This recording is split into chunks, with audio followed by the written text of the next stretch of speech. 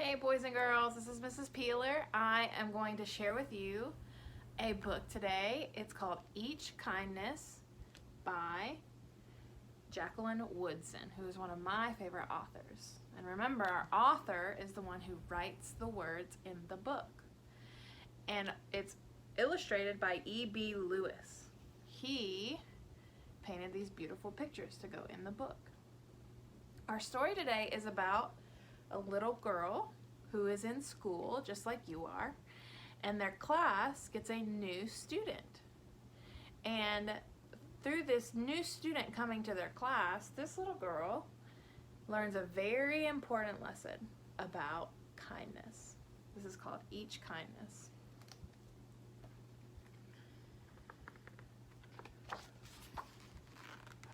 Each kindness. Picture of a desk. That winter, snow fell on everything, turning the world a brilliant white. You can see the scene of the school and there's snow. We got a little bit of snow this year, didn't we? Just a little bit, not this much. One morning, as we settled into our seats, the classroom door opened and the principal came in. She had a girl with her, and she said to us, "This is Maya." So you can see this is the principal. This is the new student. The new student's name is Maya. You can see she's looking at the floor. Have you ever been a new student? Even on the first day of school, it can be scary. And she kind of looks like she's a little nervous. Maya looked down at the floor. I think I heard her whisper, "Hello." We all stared at her. Her coat was open, and the clothes beneath looked old and ragged. Her shoes were spring shoes, not meant for the snow. A strap on one of them was broken. It's Maya. Our teacher, Miss Albert, said, "Say good morning to our new student." Most of us were silent. The only empty seat was next to me, and that's where our teacher put Maya. And on that first day, Maya turned and smiled at me, but I didn't smile back. I moved my chair, myself, and my books a little further away from her. When she looked my way, I turned to the window and stared out at the window, out at the snow. And every day after that, when Maya came into the classroom, I looked away and didn't smile back. You can see they put Maya next to the main character here. And it sounds like that this character was not very nice. It sounded like Maya was smiling at her and she did not smile back. Is that nice? Is that a kind thing to do? It doesn't sound like a kind thing to do. My best friends that year were Kendra and Sophie. At lunchtime, we walked around the schoolyard, our fingers laced together, whispering secrets into each other's ears. So you can see there at recess. And there are the girl and her friends, and then you can see Maya in the background, not playing with them. One day, while we were near the slide, Maya came over to us. She held open her hand to show us the shiny jacks and tiny red balls she'd got for her birthday. "It's a high bouncer," she said, but none of us wanted to play. You can see that she's showing them the jacks, her new toys. She wanted to play with them, but they didn't want to play with her, so now she's playing alone. Sad. So Maya played a game against herself. That afternoon, when we got back into the classroom, Maya whispered to me, "Bet you can't guess who the new Jacks champion of the world is." Behind me, I heard Andrew whisper, "Chloe's got a new best friend. Chloe's got a new friend." "She's not my friend," I whispered back. So, you can see Andrew is whispering, "This is Chloe." We find out her name now. Chloe, he's saying, "Got a new friend, you got a new friend." He's making fun of her because he thinks she's friends with Maya, the new girl. You can see her face. She doesn't know what to do. Like, why are they making fun of me? The weeks passed. Every day we whispered about Maya, laughing at her clothes, her shoes, the strange food she brought for lunch. Some days, Maya held out her hand to show us what she had brought to school. A deck of cards, pickup sticks, small tattered doll. Whenever she asked us to play, we said no. So like you can see, she's eating lunch by herself. She's walking away because they don't want to play with her.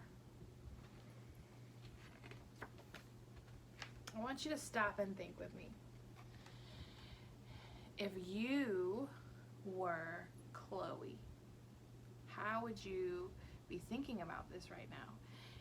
How would you be feeling? Why would you not want to be playing with this friend?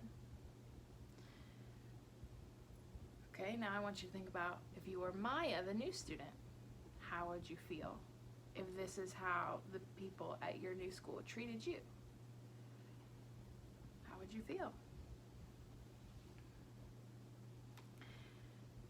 I think if I were Maya, I would feel really left out, and I would feel like nobody at that school, or especially in this girl group, liked me.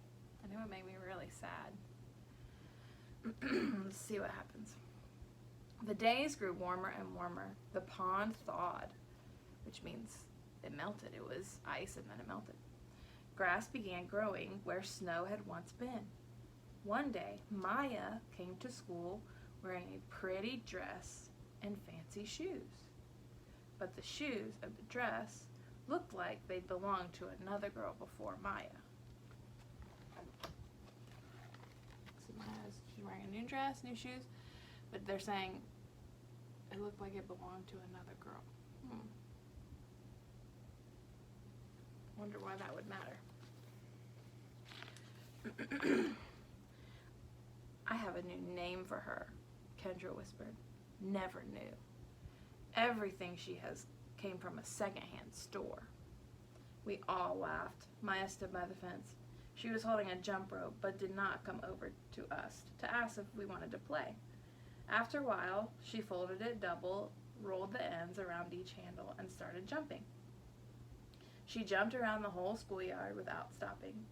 She didn't look up once. She just jumped, jumped, jumped. She's jumping by herself. The next day, Maya's seat was empty. In class that morning, we were talking about kindness. Miss Albert had brought a big bowl into class and filled it with water. We all gathered around her desk and watched her drop a small stone into it. Tiny waves rippled out away from the stone.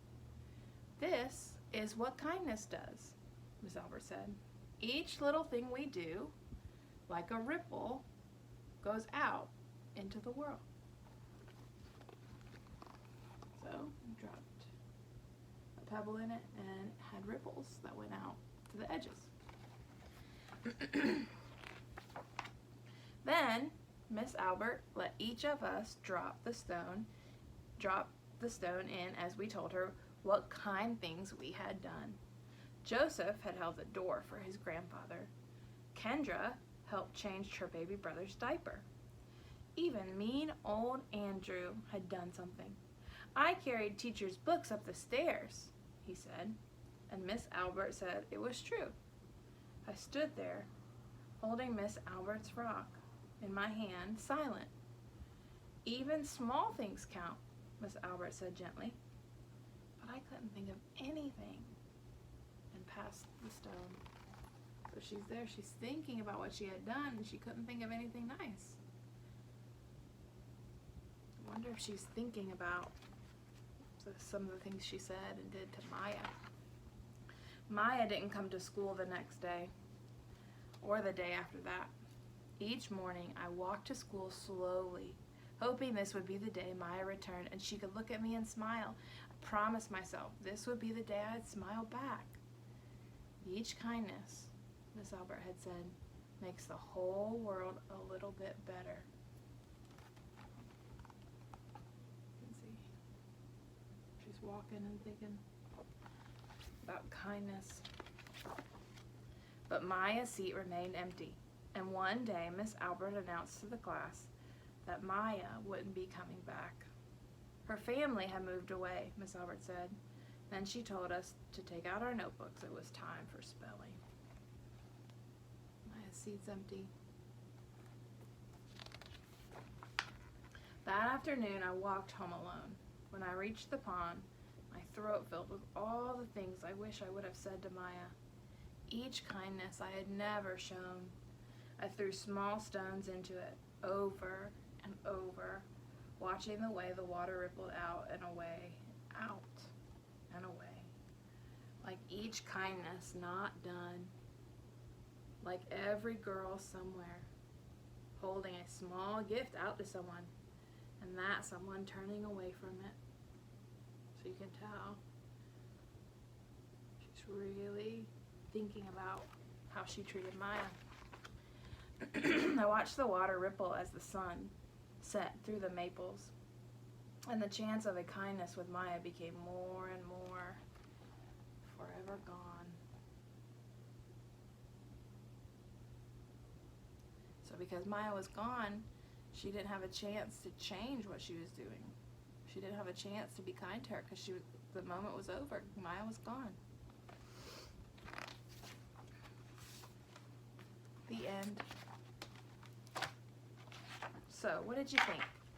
What did you think of that story? What do you think the lesson was that Chloe learned? How she had treated Maya, and what her teacher had told her, that each kindness is like a pebble that you put into the water. And the pebble, it doesn't just plop down, it plops down, but it also sends ripples out, away from where it dropped in. And their teacher said, kindness is like a ripple that goes out into the world, because when you're kind to someone, it makes their day, and it makes them more likely to be kind to someone else. So I really like the lesson that she learned. I think it's important for us to remember. And I know you guys are at home right now, maybe with mom and dad, maybe with others, maybe with siblings, maybe with people, and it's been a long time that you've been home and you're really struggling to find kindness in yourself, to be kind to others. But maybe one day we'll be back in school and you won't be doing school at home, and you won't have an opportunity to show kindness as much as you do now. So I want you to think about that. Think about even the little things that you do that are kind. They're very important. Well, this wraps up this Read Aloud. I wanted just to share that with you. I love you. I'm thinking about you, and I miss you so much. I hope that you are doing great things at home and remembering to show a little kindness. Love you guys. Bye.